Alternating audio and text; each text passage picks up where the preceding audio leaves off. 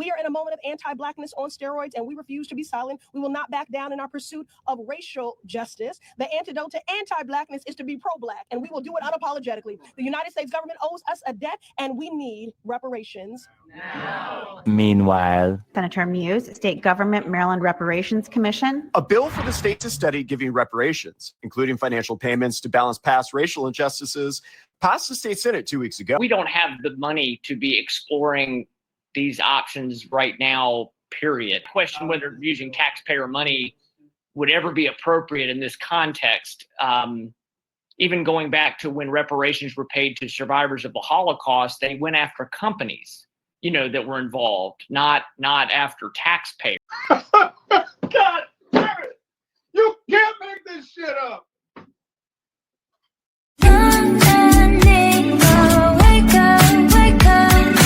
What's up, everybody? It's your girl Mika, and we're back for another Red Cup Talks, because this is where truth, pop culture, and politics meet.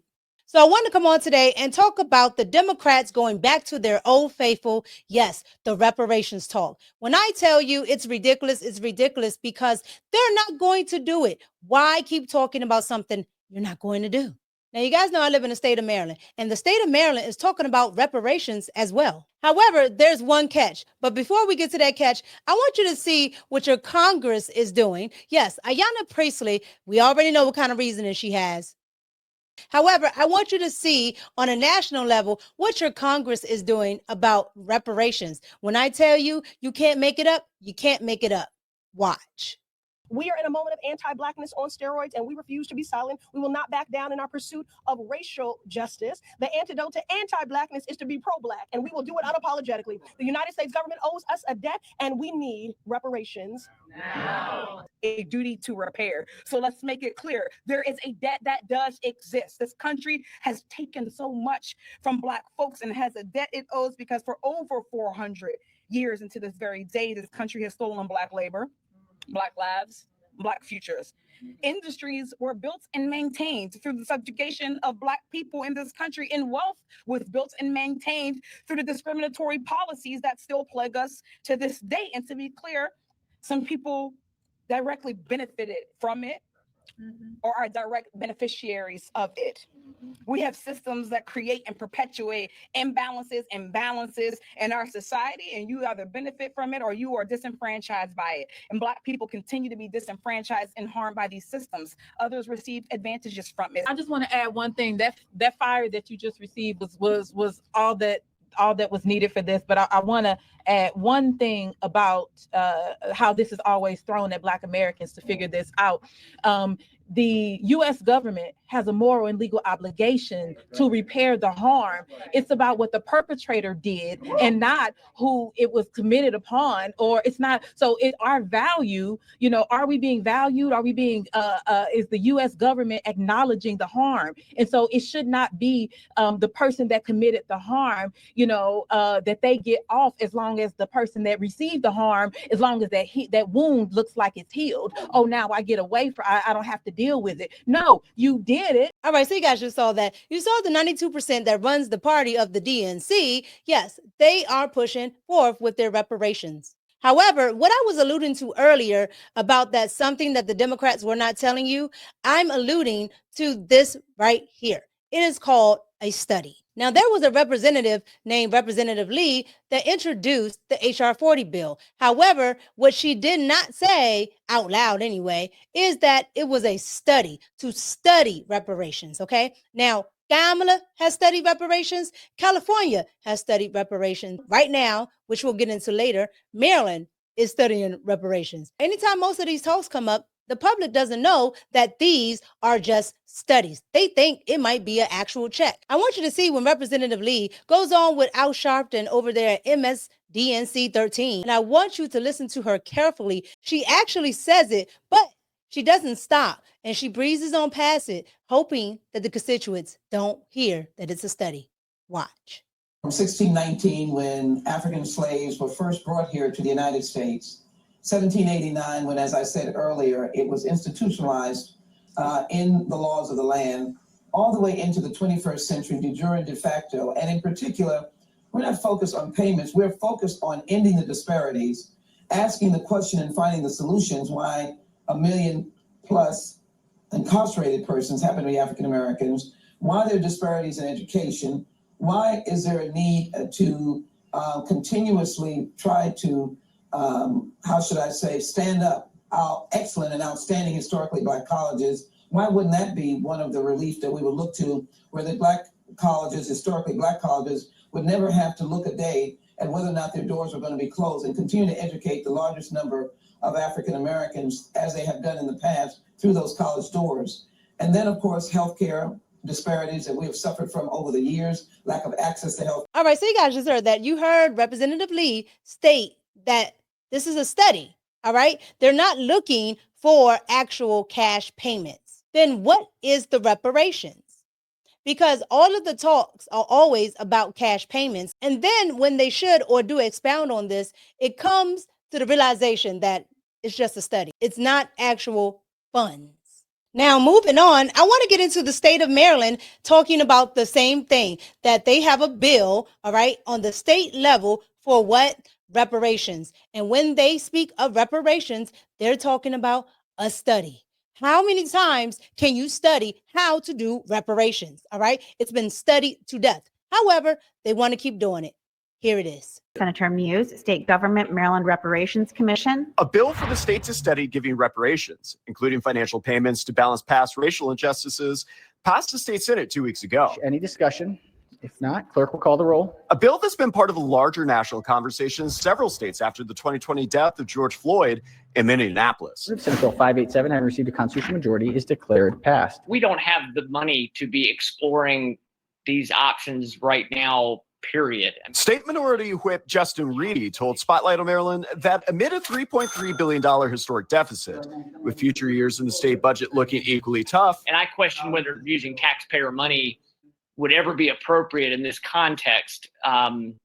Even going back to when reparations were paid to survivors of the Holocaust, they went after companies, that were involved, not after taxpayers. State assemblies in New York and Illinois have recently adopted similar bills to study the feasibility of financial restitution for racial injustices. California was the first state to finish this study, issuing an 11,000-page report that recommended down payments amounting to $1.2 million of restitution per eligible person. The Maryland General Assembly. We previously asked Governor Wes Moore in mid-January if he would support state lawmakers' push for reparations. Reparations. Is that something that your administration would support? No, we're going to work with the General Assembly on a whole collection of different issues, and our focus is economic advancement. Without receiving a direct answer,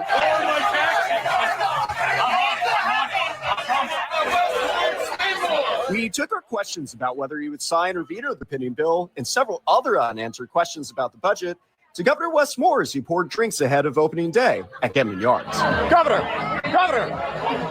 We tried to speak to him once as he passed by. Governor! We tried again, and despite the governor stopping to speak with others, he refused to answer our questions. So we decided to ask others in the bar what they think about the reparations bill and if the governor should sign it. I think the governor, though, is more worried about being popular in a popular contest with other people in the country and maybe trying to do something with the White House than he is worried about the people in the state of Maryland. And shout out to whoever that guy was that was speaking with the news. That's exactly what Governor Wes Moore is about, because Democrats keep bringing up his name, like the Golden Girls over there at The View. They bring up his name for president. All right. People like Wes Moore, they are being considered for president.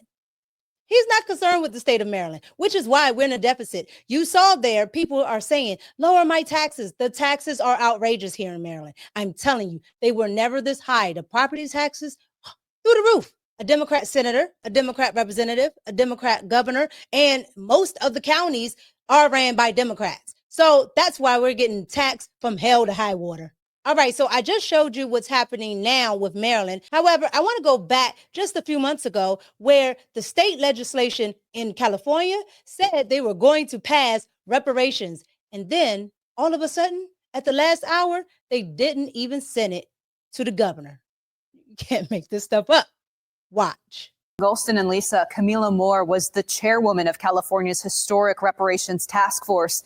That group wrapped up its work last year after spending years studying the effects of slavery, racial discrimination, and its impact on Black Californians. She says she felt betrayed by the Black Caucus after it decided to block two bills she says were fundamental for reparations. Emotions still high after this scene at the state capitol over the weekend. It's Black people stopping their own people from getting their reparations. Reparations supporters frustrated by the Legislative Black Caucus's last-minute decision to block votes in the Assembly on proposals that would establish a state agency and state fund for reparations. The Black Caucus divided, with some saying they were afraid of the governor's veto, while the caucus leader, Assemblymember Lori Wilson, claimed the bills did not have the votes. I think what happened on Saturday was unconscionable. Camila Moore led California's reparations task force that helped come up with these recommendations.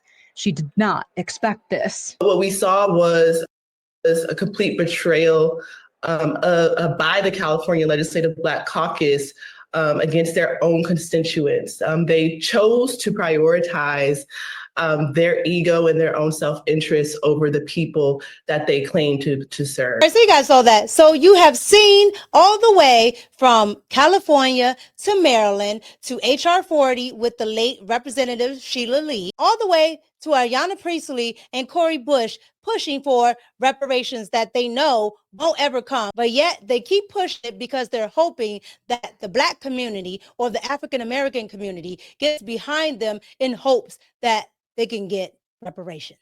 However, there is a Congresswoman that says, wait a minute, it'll be different this time. I want you guys to see what the Dems are saying about reparations being totally different this time. Watch.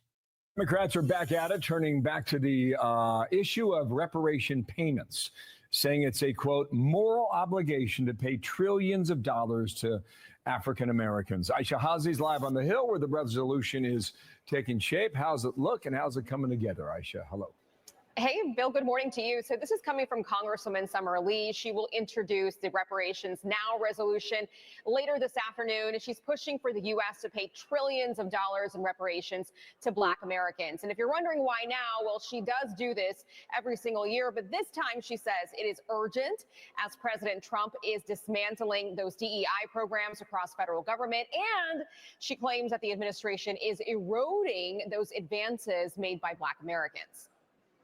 Whether those be affirmative action or equity and inclusion, policies that make it easier for folks to get jobs and not be discriminated against. The firing of federal workers, where we know a lot of Black folks went because it was one of the only employers that could not discriminate legally against Black folks, right? We see how easy it is to actually erode those types of advances. All right, so you heard that. You gotta love how Democrats like to use Donald Trump for everything. And all of a sudden now, she does this every year, but all of a sudden now, because Donald Trump is in office, it's an emergency. They're eroding everything. They're eroding this, eroding that. Like, they don't know how to actually do good legislation. If Democrats did good legislation, you wouldn't have to have an emergency this, emergency that. On top of that, she's still not telling you that this will not be anything else but a study, because when you go to look deeper, it still doesn't talk about cash payments.